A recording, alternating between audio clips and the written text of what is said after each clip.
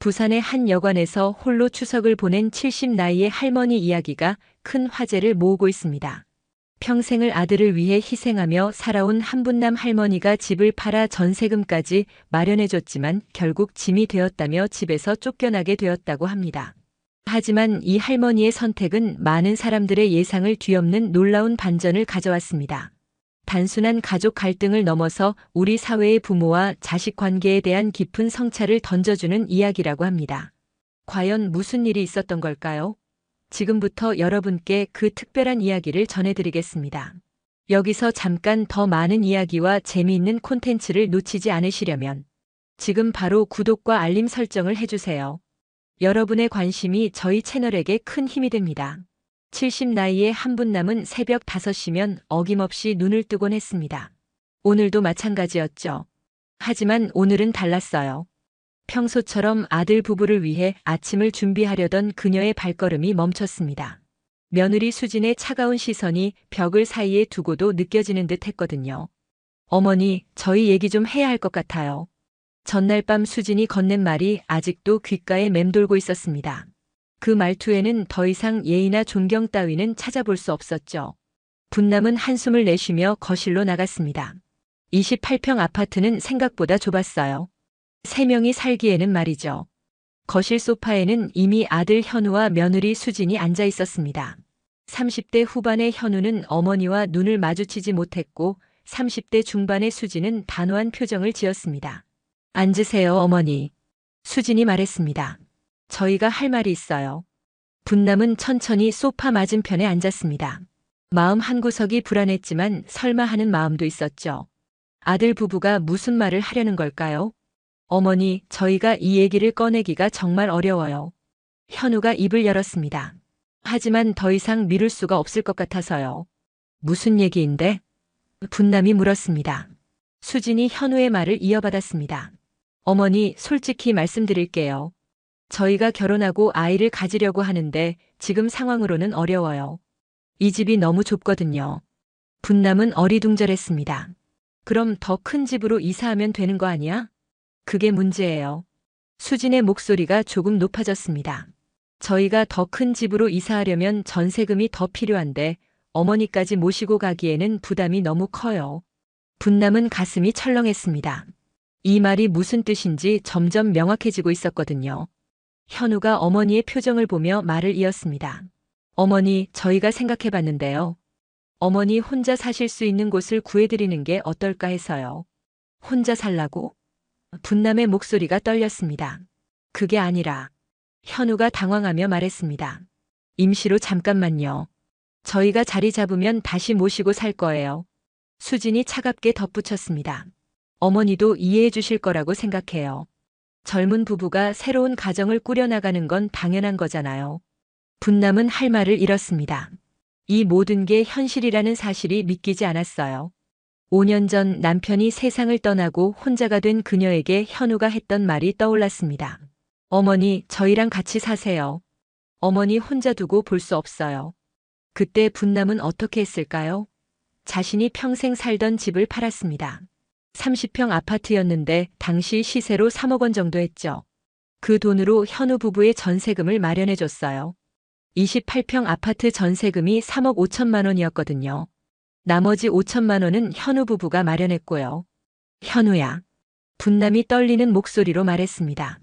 엄마가 집을 팔아서 너희 전세금을 마련해줬잖아. 그런데 이제 나가라고 하는 거야? 현우는 고개를 숙였습니다. 어머니, 그 돈은 저희가 갚을 거예요. 시간이 좀 걸리겠지만요. 갚을 거라고? 분남이 웃었습니다. 하지만 그 웃음에는 서글픔이 담겨 있었어요. 현우야, 엄마가 돈을 빌려준 게 아니야. 그냥 준 거라고. 수진이 끼어들었습니다. 어머니, 저희도 어쩔 수 없어요. 계속 이렇게 살 수는 없잖아요. 어머니도 자유롭게 사시는 게 좋을 거예요. 자유롭게? 분남이 반문했습니다. 70이 다 되어가는 늙은이가 혼자 살면서 뭘 자유롭게 한다는 거야? 그때 현우가 준비해온 것처럼 말했습니다. 어머니, 저희가 알아본 곳이 있어요. 월세 40만 원 정도 하는 원룸인데 깨끗하고 교통도 편해요. 월세? 분남이 어이없어 했습니다. 내가 평생 모은 돈으로 너희 집을 마련해줬는데 이제 월세를 내면서 살라고. 수진이 불편한 표정을 지었습니다. 어머니, 저희도 형편이 넉넉하지 않아요. 월세 정도는 어머니가 연금으로 충분히 감당하실 수 있을 거예요. 분남은 가슴이 답답했습니다. 국민연금이라고 해봐야 월 60만 원 정도였어요. 거기서 월세 40만 원을 내면 생활비가 얼마나 남을까요? 언제까지 나가야 하는 거야? 분남이 물었습니다. 이번 주 안으로요. 수진이 대답했습니다. 저희가 새 집을 계약해야 해서요. 이번 주라고? 분남이 놀랐습니다. 그럼 내일 모레잖아. 현우가 미안한 듯 말했습니다. 어머니, 저희가 급하게 집을 구해야 해서요. 좋은 집이 나왔는데 놓치면 안 될 것 같아요. 분남은 아들을 바라봤습니다. 40년 전 갓 태어난 현우를 처음 품에 안았을 때가 떠올랐어요. 그때 얼마나 예뻤는지 몰라요. 남편과 함께 우리 아들 정말 예쁘다며 밤새 들여다봤던 기억이 생생했습니다. 현우를 키우기 위해 얼마나 고생했는지도 떠올랐죠. 새벽 5시에 일어나서 청소 일을 했어요. 오피스텔 청소를 하루에 10곳씩 했습니다. 한 곳당 2만 원씩 받았으니까 하루에 20만 원을 벌었죠. 일주일에 엿새를 일했으니까 월 480만 원 정도 벌었어요. 당시로서는 적지 않은 돈이었습니다. 그렇게 번 돈으로 현우를 대학까지 보냈어요. 사립대학 등록금이 한 학기에 300만 원 정도 했는데 1년이면 600만 원이었죠. 4년 동안 2,400만 원을 현우 교육비로 썼습니다. 거기에 생활비까지 합치면 얼마나 될까요? 그뿐만 아니었어요. 현우가 결혼할 때도 결혼 비용을 대부분 분남이 부담했습니다. 예식장 비용, 신혼여행 비용, 신혼집 가전제품까지 총 5천만 원 정도 들었어요. 그런데 이제 와서 나가라고 하다니요. 현우야, 엄마한테 이러면 안 되는 거 아니야? 분남이 울먹였습니다. 현우는 여전히 고개를 숙이고 있었어요.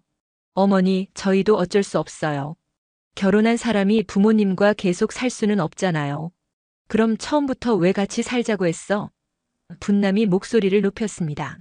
엄마 집까지 팔게 해놓고 이제 와서 나가라고 하는 게 말이 돼? 수진이 화를 내며 말했습니다. 어머니, 저희가 억지로 집을 팔라고 했나요? 어머니가 알아서 하신 거잖아요. 알아서 했다고? 분남이 어이없어 했습니다. 너희가 전세금이 부족하다고 하니까 엄마가 도와준 거잖아. 그런데 이제 와서 알아서 했다고? 어쨌든 저희는 더 이상 어머니와 같이 살 수 없어요. 수진이 단호하게 말했습니다. 이번 주 안으로 나가주세요. 분남은 더 이상 할 말이 없었어요. 아들은 끝내 어머니를 위해 한마디도 하지 않았습니다. 그저 고개만 숙이고 있을 뿐이었죠. 그날 밤 분남은 잠을 이룰 수 없었습니다. 평생을 아들을 위해 살아왔는데 이제 짐이 되었다는 말을 들었으니까요. 창밖을 보니 가로등이 외롭게 빛나고 있었어요. 마치 자신의 처지 같았습니다. 다음 날 아침 분남은 짐을 싸기 시작했습니다. 70년의 인생이 고작 여행 가방 2개에 들어갔어요. 옷가지와 몇 가지 생필품이 전부였습니다. 사진첩도 챙겼죠. 현우가 어릴 때 사진들이 담긴 소중한 추억이었거든요. 어머니, 짐 정리하시는 거예요? 현우가 물었습니다. 가라고 하니까 가는 거지 뭐. 분남이 대답했습니다. 연락드릴게요. 현우가 말했습니다. 그래, 연락해라. 분남이 쓸쓸하게 웃었습니다. 엄마가 어떻게 사는지 궁금하면 말이야. 분남은 택시를 타고 동네를 벗어났습니다. 5년 동안 살던 곳이었는데 이제는 남의 집이 되어버렸어요. 택시 기사가 물었습니다. 어디로 가실까요? 분남은 잠시 망설였습니다. 갈 곳이 없었거든요. 여관 있는 곳으로 가주세요. 어떤 여관 말씀이세요? 아무데나요. 값이 싼 곳으로요. 택시가 도심을 벗어나 낡은 상가들이 늘어선 골목으로 들어섰습니다. 해바라기 여관이라는 간판이 보였어요. 하루에 3만 원이라고 적혀 있었습니다. 분남은 택시에서 내려 여관으로 들어갔습니다. 주인 아줌마가 분남을 보더니 놀라는 표정을 지었어요. 어머니, 혼자 오셨어요? 네, 혼자요. 얼마나 계실 건가요? 분남은 잠시 생각해 봤습니다. 한 달 정도요. 한 달이면 80만 원인데 미리 내시면 70만 원으로 해드릴게요. 분남은 지갑을 꺼내 돈을 내밀었습니다. 국민연금으로 받은 돈 중 일부였어요. 이제 남은 돈이 얼마 없었습니다. 방은 3평 정도의 작은 공간이었어요. 싱글 침대 하나와 작은 책상, 옷장이 전부였습니다. 화장실은 공용이었고요. 분남은 가방을 내려놓고 침대에 앉았습니다. 이게 현실이었어요. 70년의 인생이 이 작은 방으로 축소되어 버렸습니다. 해바라기 여관에서의 첫 밤은 길고도 짧았습니다. 분남은 새벽 3시쯤 잠이 깼어요. 평소 습관이었죠. 하지만 일어나서 할 일이 없었습니다. 아들 부부 아침을 차려줄 필요도 없고 빨래를 할 필요도 없었거든요. 창문 너머로 새벽 공기가 스며들었어요. 여관 앞 골목에는 가로등 불빛만이 쓸쓸하게 빛나고 있었습니다. 분남은 침대에 앉아 핸드폰을 들여다봤죠. 현우에게서 온 연락은 없었어요.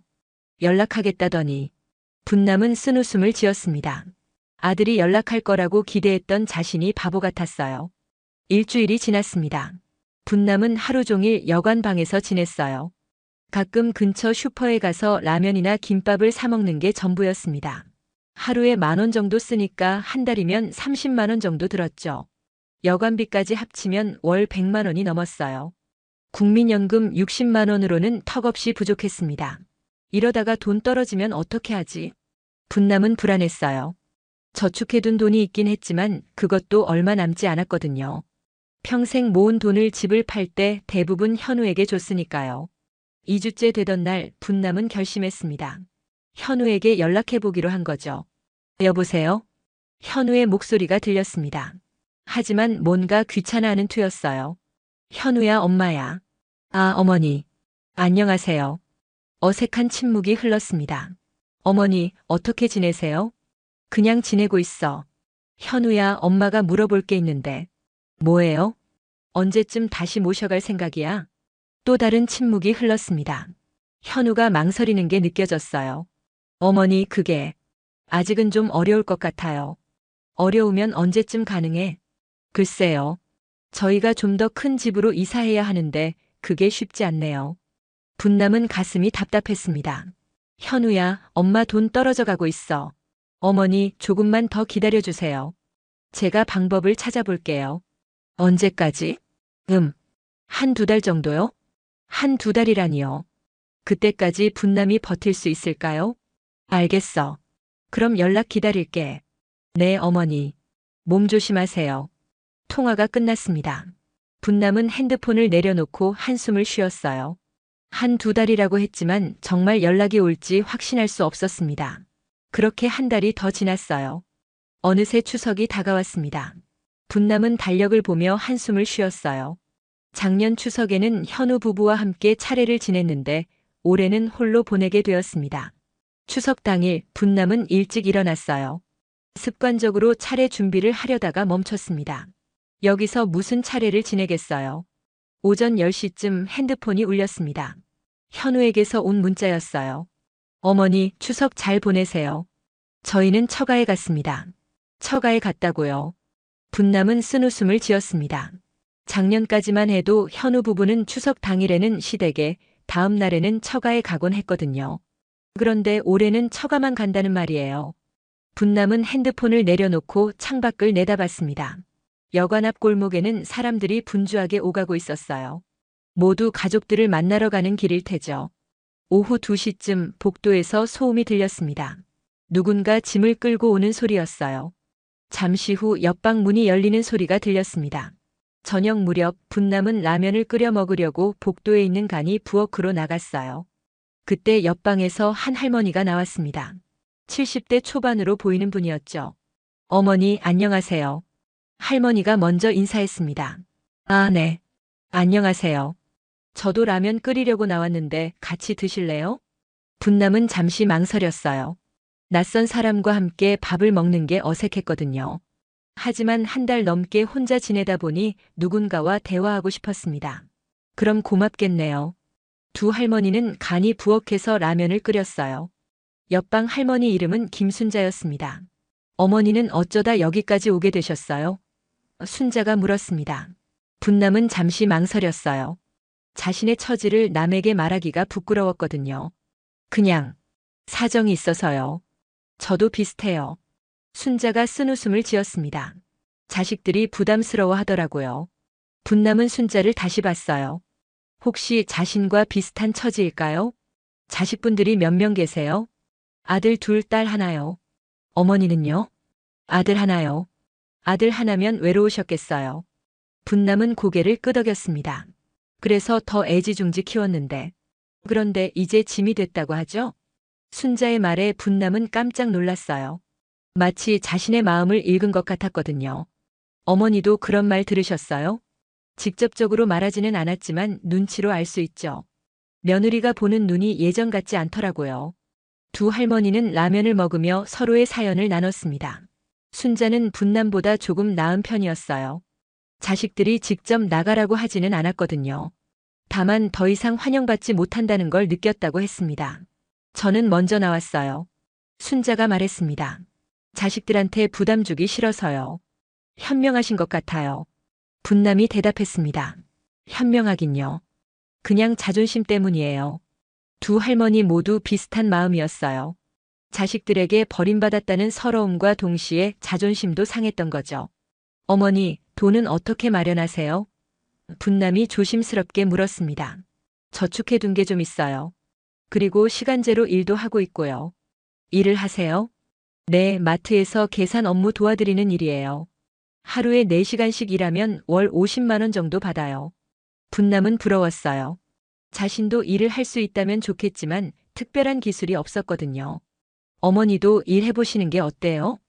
순자가 제안했습니다. 요즘 나이 많으신 분들 모시는 곳이 많아요. 내가 할 수 있을까요? 해보시면 알아요. 생각보다 어렵지 않을 거예요.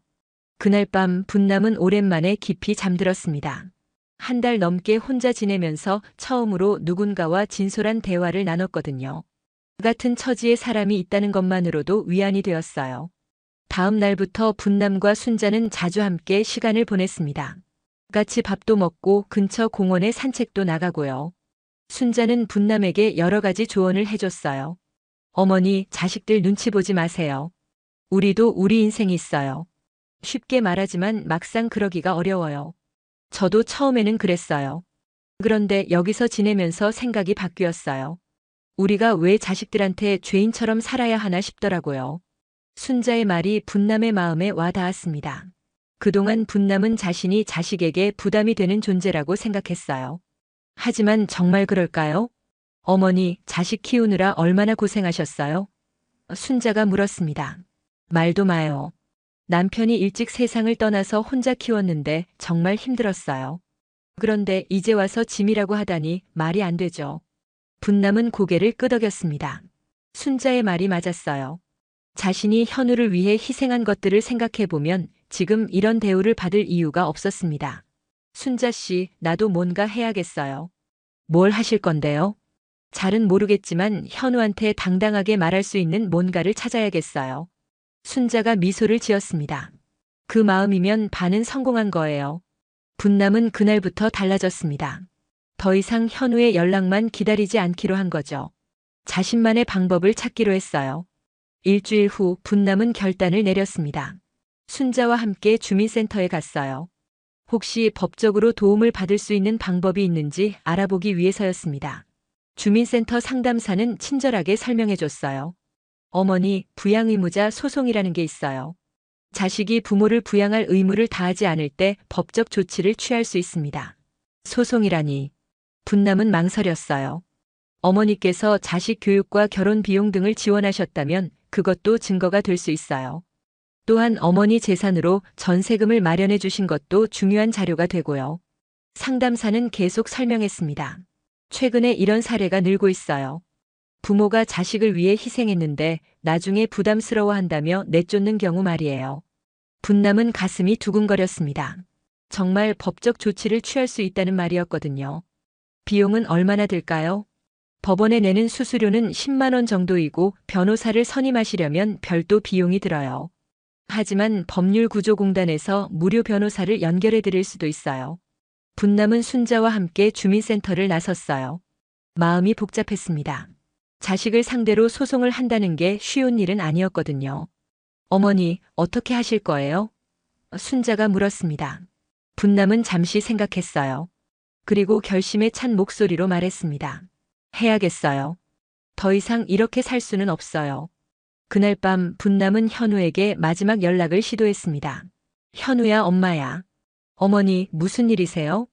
엄마가 마지막으로 묻고 싶은 게 있어. 정말로 엄마를 다시 모실 생각 없는 거야? 현우는 한참 망설였어요. 어머니, 저희 형편이 어려워서. 그럼 됐어.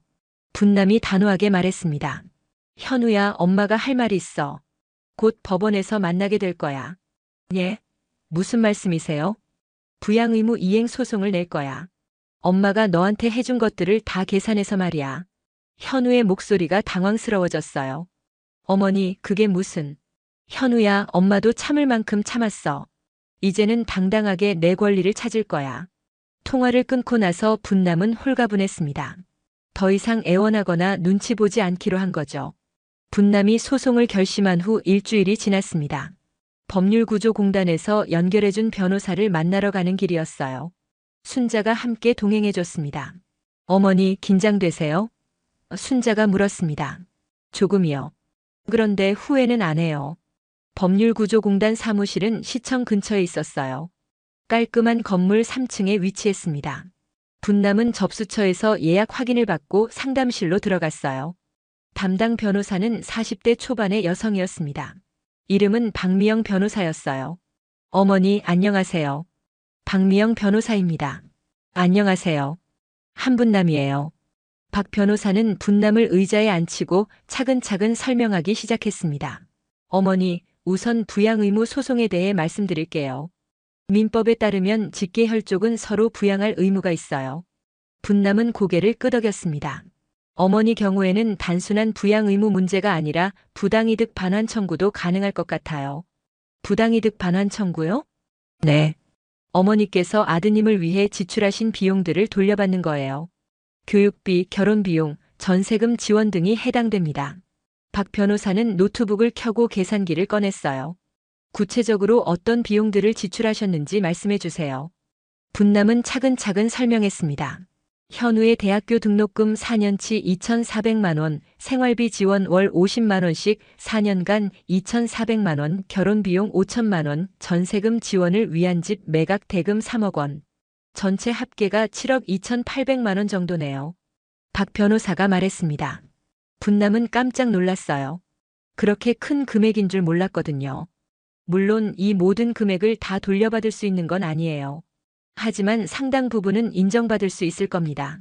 그럼 이길 수 있다는 말씀이세요? 네, 승소 가능성이 높아요. 특히 어머니 재산으로 전세금을 마련해 줬는데 현재 거주할 곳이 없다는 점이 강력한 증거가 될 거예요. 박 변호사는 계속 설명했습니다. 최근 대법원 판례를 보면 부모가 자식을 위해 희생한 경우 그에 상응하는 부양을 받을 권리가 있다고 인정하고 있어요. 분남은 희망이 생겼어요. 정말 이길 수 있을 것 같았거든요. 소송 기간은 얼마나 걸려요? 보통 6개월에서 1년 정도 걸려요. 하지만 어머니 경우는 비교적 명확한 사안이라 더 빨리 끝날 수도 있어요. 박 변호사는 필요한 서류들을 설명해 줬습니다. 현우의 대학교 등록금 납입 증명서, 결혼 비용 지출 내역, 집 매각 관련 서류 등이었어요. 어머니, 이런 서류들 가지고 계세요? 일부는 가지고 있어요. 없는 것들은 어떻게 하죠? 은행 거래 내역이나 관련 기관에서 발급받을 수 있어요. 저희가 도와드릴게요. 일주일 후 분남은 필요한 서류들을 모두 준비했습니다. 박 변호사와 함께 법원에 소장을 접수했어요. 부양 의무 이행 및 부당이득 반환 청구 소송이었습니다. 청구 금액은 2억 원이었어요. 전체 지출 금액보다는 적었지만 현실적으로 인정받을 수 있는 수준으로 잡았다고 했습니다. 소장이 접수되고 며칠 후 현우에게서 연락이 왔어요. 어머니, 이게 뭐예요? 현우의 목소리는 당황스러워 보였습니다. 뭐가 뭐야? 법원에서 소장이 왔는데요. 어머니가 저를 고소하신 거 맞아요? 고소가 아니라 소송이야. 부양 의무 이행하라는 거지. 어머니, 이러시면 안 되는 거 아니에요? 가족끼리 법정에서 만난다는 게. 분남은 차분하게 대답했습니다. 현우야, 엄마도 어쩔 수 없어. 너희가 엄마를 가족으로 생각하지 않으니까 법적으로 해결하는 거야. 그게 아니라면 왜 엄마를 여관에서 살게 놔뒀어? 한 번이라도 안부 전화했어? 현우는 할 말이 없었어요. 실제로 분남이 나간 후 한 달 넘게 연락을 거의 하지 않았거든요. 어머니, 화해할 수 없을까요? 화해? 분남이 웃었습니다. 무슨 화해를 하자는 거야? 저희가 어머니를 다시 모시겠어요. 언제? 지금 당장은 어렵지만. 또 그 소리야? 분남의 목소리가 높아졌습니다. 현우야, 엄마는 더 이상 그런 말 안 믿어. 법정에서 보자. 한 달 후 첫 번째 공판이 열렸습니다. 분남은 박 변호사와 함께 법원에 갔어요. 순자도 증인으로 함께 왔습니다. 법정은 생각보다 작았어요. 분남은 원고석에, 현우는 피고석에 앉았습니다. 현우도 변호사를 선임했더군요. 재판장이 입장하면서 재판이 시작되었어요. 부양 의무 이행 및 부당이득 반환 청구 사건을 심리하겠습니다. 박 변호사가 일어나서 주장 요지를 설명했습니다. 재판장님, 원고는 피고를 위해 평생을 희생했습니다. 대학 교육비부터 결혼 비용, 심지어 자신의 주거지까지 팔아서 피고의 전세금을 마련해줬습니다. 그런데 피고는 원고를 집에서 내쫓았습니다. 70대 노인을 여관에서 살게 만들었어요. 현우의 변호사가 반박했습니다. 재판장님, 피고는 원고를 내쫓은 것이 아닙니다. 임시로 다른 곳에서 거주하시기를 부탁한 것뿐입니다. 그럼 언제까지 임시인가요? 박 변호사가 되물었습니다. 현우의 변호사는 대답하지 못했어요. 재판장이 분남에게 직접 물었습니다. 원고 본인이 직접 진술해 보세요. 분남은 떨리는 목소리로 일어났어요. 재판장님, 저는 아들 하나를 위해 평생을 살았습니다. 분남의 목소리가 점점 커졌습니다. 새벽 5시부터 청소 일을 했어요. 하루에 10군데씩 청소했습니다. 그렇게 번 돈으로 아들을 대학까지 보냈어요. 결혼할 때도 제가 비용을 대부분 부담했어요. 심지어 제 집까지 팔아서 전세금을 마련해줬습니다. 분남의 목소리가 떨렸어요. 그런데 이제 와서 짐이라고 하면서 나가라고 했어요. 저는 지금 여관에서 살고 있습니다. 재판장이 현우에게 물었습니다. 피고는 어떻게 생각하십니까? 현우는 고개를 숙이고 있었어요. 한참 후에야 입을 열었습니다. 죄송합니다. 제가 잘못했습니다. 하지만 현우의 변호사가 다시 주장했습니다. 재판장님, 피고도 경제적으로 어려운 상황입니다. 당장 원고를 모시기는 어려워요. 박 변호사가 반박했습니다. 그럼 원고가 지원해준 돈은 언제 돌려줄 건가요? 피고는 원고 덕분에 지금의 집에서 살고 있잖아요. 첫 번째 공판은 그렇게 끝났어요. 재판장은 양측에 추가 자료를 제출하라고 했습니다. 법원을 나오면서 현우가 분남에게 다가왔어요. 어머니, 정말 이러셔야 해요? 분남은 현우를 차갑게 봤습니다. 현우야, 이제 와서 그런 말하지 마. 너희가 먼저 엄마를 버렸잖아. 저희가 언제 어머니를 버렸어요? 집에서 내쫓아놓고 버린 게 아니라고. 분남이 되물었습니다. 현우는 할 말이 없었어요. 두 번째 공판에서는 증거 조사가 이루어졌습니다. 분남이 제출한 서류들이 검토되었어요. 대학교 등록금 납입 증명서, 결혼 비용 지출 내역, 집 매각 관련 서류 등이었습니다. 재판장이 현우에게 물었습니다. 이 서류들이 사실입니까? 네, 사실입니다. 그럼 원고가 피고를 위해 지출한 금액이 상당하다는 것을 인정하십니까? 현우는 망설이다가 대답했습니다. 네, 인정합니다. 그럼 그에 상응하는 부양을 해야 한다고 생각하지 않습니까? 현우는 고개를 숙였어요.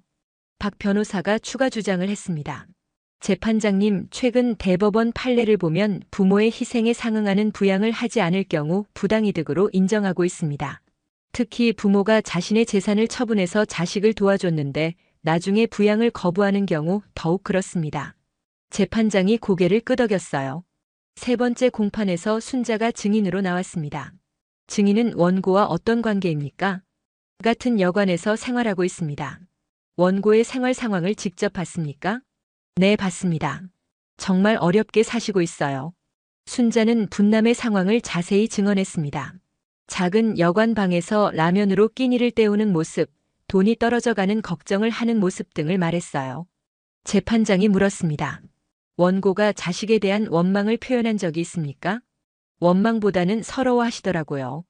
평생을 아들을 위해 살았는데 이런 대우를 받는다고요. 순자의 증언이 끝나고 나서 재판장이 현우에게 마지막으로 물었습니다. 피고는 원고를 앞으로 어떻게 부양할 계획입니까? 현우는 한참 망설이다가 대답했습니다. 저희가 더 큰 집으로 이사해서 어머니를 모시겠습니다. 언제까지요? 6개월 안에요. 확실합니까? 현우는 고개를 끄덕였어요. 박 변호사가 마지막 변론을 했습니다. 재판장님, 이 사건은 단순한 부양 의무 문제가 아닙니다. 사회 정의의 문제예요. 부모가 자식을 위해 희생한 것에 대해 정당한 보상을 받을 권리가 있습니다. 그것이 법의 정신이죠. 만약 이런 행위를 용인한다면 앞으로 더 많은 부모들이 자식들에게 버림받을 것입니다. 분남은 박 변호사의 말을 들으며 눈물이 났어요. 누군가 자신의 편에서 이렇게 강하게 주장해 주는 게 고마웠거든요. 판결 선고일이 다가왔습니다. 분남은 긴장되었지만 후회하지 않았어요. 적어도 자신의 목소리를 당당하게 낸 것만으로도 의미가 있었거든요. 판결 선고일 아침, 분남은 평소보다 일찍 잠에서 깼습니다. 오늘이 자신의 인생에서 가장 중요한 날 중 하나라는 걸 알고 있었어요. 순자도 함께 법원에 가겠다고 했습니다. 어머니, 오늘 꼭 이기실 거예요. 순자가 격려했습니다. 이기든 지든 상관없어요. 이제 후회는 없어요. 분남은 정말 그런 마음이었어요. 적어도 자신의 목소리를 냈고 당당하게 맞서 싸웠으니까요. 법원에는 박 변호사가 먼저 와 있었습니다. 현우도 변호사와 함께 앉아 있었어요. 며느리 수진의 모습은 보이지 않았습니다. 원고 측 준비되셨습니까? 재판장이 물었습니다. 네, 준비됐습니다. 박 변호사가 대답했습니다. 재판장이 판결문을 읽기 시작했어요. 이 사건 부양 의무 이행 및 부당이득 반환 청구에 대하여 판결합니다. 분남은 가슴이 두근거렸어요. 원고는 피고를 위해 대학 교육비, 결혼비용, 주거비 지원 등 총 7억여 원을 지출했습니다. 이는 부인할 수 없는 사실입니다. 특히 원고가 자신의 주거지를 처분하여 피고의 전세금을 마련해 준 것은 상당한 희생이었습니다. 재판장이 계속 읽었습니다. 민법에 따르면 직계혈족은 서로 부양할 의무가 있습니다. 피고는 이 의무를 다하지 않았습니다. 따라서 법원은 다음과 같이 판결합니다. 분남은 숨을 죽이고 들었어요. 첫째, 피고는 원고에게 월 80만 원의 부양비를 지급하라. 둘째, 피고는 원고에게 6천만 원을 부당이득금으로 반환하라. 셋째, 피고는 원고를 적절한 주거지에서 부양하라. 분남은 믿을 수 없었어요. 완전히 이긴 것이었습니다. 재판장이 마지막으로 말했습니다. 부모의 희생에 대해 자식이 보답하는 것은 도덕적 의무일 뿐만 아니라 법적 의무이기도 합니다. 이를 망각해서는 안 될 것입니다. 판결이 끝나고 현우가 분남에게 다가왔어요. 그의 얼굴에는 눈물이 흐르고 있었습니다. 어머니, 정말 죄송해요. 제가 너무 잘못했어요. 분남은 현우를 바라봤어요. 오랜만에 보는 아들의 진심 어린 모습이었습니다. 현우야, 이제 와서 후회해도 늦어. 어머니, 정말 저희가 어머니를 모시겠어요. 더 큰 집으로 이사해서요. 분남은 고개를 저었습니다. 아니야, 현우야. 엄마는 이제 혼자 살 거야. 예? 판결대로 부양비만 받을게. 그걸로 충분해. 현우는 당황했어요. 어머니, 그럼 어디서 사실 건데요? 엄마가 알아서 할 거야. 이제 너희 눈치 보면서 살고 싶지 않아. 박 변호사가 분남에게 말했습니다. 어머니, 정말 혼자 사시겠어요? 판결문에는 적절한 주거지에서 부양하라고 되어 있는데요. 네, 혼자 살겠어요. 월 80만 원이면 충분히 살 수 있을 것 같아요. 분남의 마음은 이미 정해져 있었어요. 다시 아들 부부와 함께 살면서 눈치를 보고 싶지 않았거든요. 법원을 나오면서 순자가 물었습니다. 어머니, 정말 혼자 사실 거예요? 네, 이제 내 인생을 살고 싶어요. 훌륭한 결정이에요. 저도 그렇게 하고 싶어요. 두 할머니는 버스를 타고 여관으로 돌아오는 길에 부동산에 들렀습니다. 월 80만 원이면 어떤 집을 구할 수 있을까요? 원룸 월세가 50만 원에서 60만 원 정도였어요. 여기에 관리비까지 합치면 70만 원 정도 들 것 같았습니다. 생활비로 10만 원 정도는 남겠네요. 국민연금 60만 원까지 합치면 월 70만 원으로 생활할 수 있을 것 같았어요. 다음 날 분남은 부동산을 돌아다니기 시작했습니다. 여러 곳을 보다가 마음에 드는 곳을 찾았어요. 지하철역에서 10분 거리에 있는 원룸이었습니다. 15평 정도 되는 크기에 월세 55만 원이었어요. 어머니, 이 집 어때요? 공인중개사가 물었습니다. 좋네요. 계약할게요. 보증금은 500만 원이에요. 분남은 저축해둔 돈에서 보증금을 냈습니다. 이제 정말 자신만의 집이 생긴 거였어요. 일주일 후 분남은 새 집으로 이사했습니다. 순자가 도와줬어요. 짐이라고 해봐야 옷가지와 생필품이 전부였지만 그래도 새 집에 들어가니 기분이 좋았습니다. 어머니, 이제 진짜 자유시네요. 순자가 말했습니다. 그러게요. 이런 기분인 줄 몰랐어요. 분남은 집 안을 둘러봤어요. 작지만 깔끔했습니다. 무엇보다 누구 눈치도 보지 않고 자유롭게 살 수 있다는 게 좋았어요. 현우는 판결 후 며칠 뒤에 연락을 했습니다. 어머니, 부양비 통장 번호 알려주세요. 왜? 매월 80만 원 보내드려야죠. 분남은 통장 번호를 알려줬어요. 정말 입금이 될지 궁금했거든요. 다음 달 초 정말로 80만 원이 입금되었습니다. 분남은 기분이 묘했어요. 억지로 받는 돈 같기도 하고 당연히 받아야 할 돈 같기도 하고요. 새 집에서 한 달 정도 지내면서 분남은 무료해졌어요. 하루 종일 집에만 있으니 할 일이 없었거든요. 그때 순자의 조언이 떠올랐습니다. 일을 해보시는 게 어때요? 분남은 주민센터에 가서 일자리를 알아봤어요. 마침 동네 경로당에서 도우미를 구한다고 했습니다. 하루 4시간씩 일하면 월 40만 원을 준다고 했어요. 어떤 일을 하는 건가요? 분남이 물었습니다. 어르신들 식사 준비하고 청소하고 간단한 프로그램 진행하는 일이에요. 분남은 해볼 만하다고 생각했어요. 평생 살림을 해왔으니까 어렵지 않을 것 같았거든요. 다음 주부터 분남은 경로당에서 일하기 시작했습니다. 오전 9시부터 오후 1시까지 하루 4시간씩 일했어요. 처음에는 서툴렀지만 점점 익숙해졌습니다. 무엇보다 다른 어르신들과 대화하는 게 즐거웠어요. 분남 씨, 오늘 국 정말 맛있네요. 한 할머니가 말했습니다. 감사해요. 내일은 더 맛있게 해드릴게요. 분남은 보람을 느꼈어요. 누군가에게 도움이 되고 있다는 느낌이 좋았거든요. 일을 시작한 지 2달 후 분남은 경로당에서 요리 교실을 제안했습니다. 관장님, 제가 어르신들한테 간단한 요리 가르쳐 드리면 어떨까요? 좋은 생각이네요. 어르신들이 좋아하실 것 같아요. 분남은 매주 수요일마다 요리 교실을 열기 시작했어요. 간단한 반찬 만들기부터 시작해서 점점 다양한 요리를 가르쳤습니다. 분남 선생님, 집에 가서 만들어 봤는데 정말 맛있더라고요. 한 할아버지가 말했습니다. 다행이네요. 다음 주에는 다른 요리 가르쳐 드릴게요. 분남은 점점 자신감이 생겼어요. 사람들이 자신을 필요로 한다는 걸 느꼈거든요. 어느 날 현우가 전화를 했습니다. 어머니, 요즘 어떻게 지내세요? 잘 지내고 있어. 일하신다고 들었는데 괜찮으세요? 응, 재미있어. 보람도 있고. 현우는 의외라는 듯이 말했습니다. 어머니, 정말 저희랑 안 사실 거예요? 안 살 거야. 지금이 좋아. 그런데 어머니 혼자 사시면 걱정하지 마. 엄마가 알아서 잘 살고 있으니까. 분남은 정말 그랬어요. 혼자 사는 게 편하고 자유로웠습니다.